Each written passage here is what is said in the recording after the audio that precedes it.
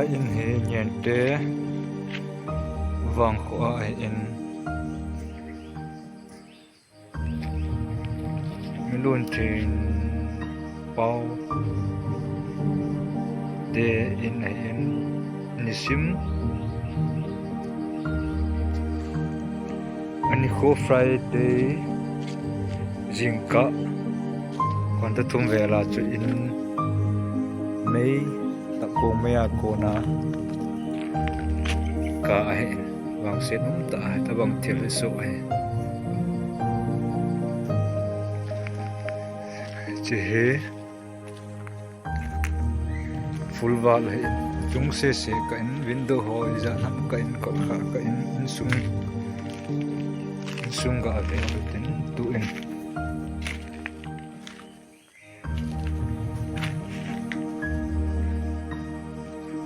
chia hi in sung PMA vai in sot be se lo lai ai in ki zone ju chung se ka cha jen he lai he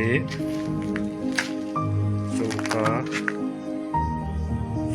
ko nai hong ka lai chung ai ti fan ceiling fan ang ki chai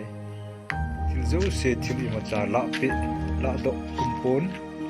bon chi ke cha chai he til zo se ki chai tin za la en sung in nei te wang ki su kha ki tom kha poi in ver ho jong aboya pon July inang nai chaka chai te ba men patin da ni boy pon July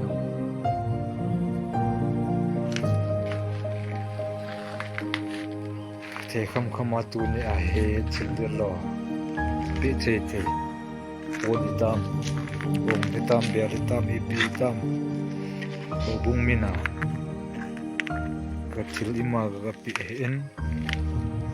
sei kham wang he po ni jong le pu na nazal ki thopi the ya chu ka ki thopi hi mai je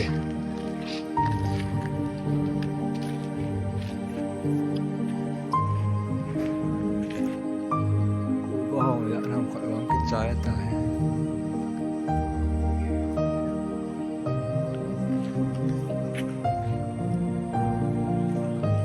te khu sung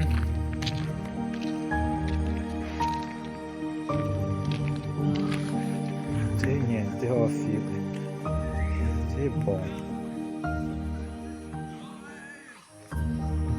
te nyen te ho te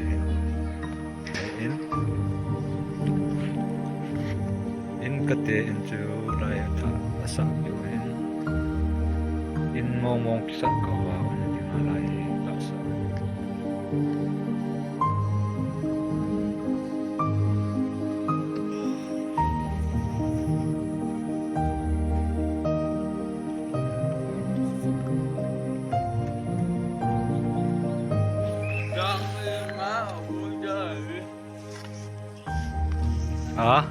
Đang lá aceite seta na lungkel mai nyen te ko sang por thei ta se lo ma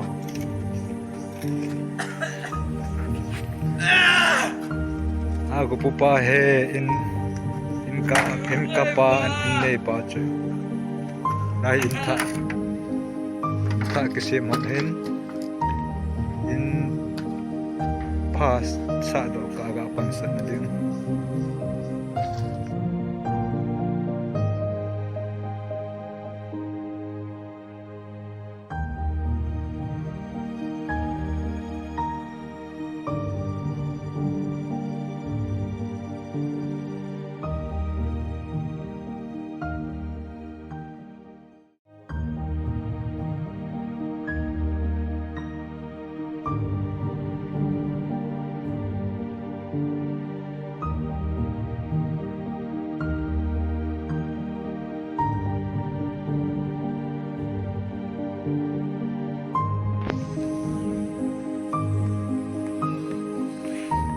Hey, mga ka-cherry.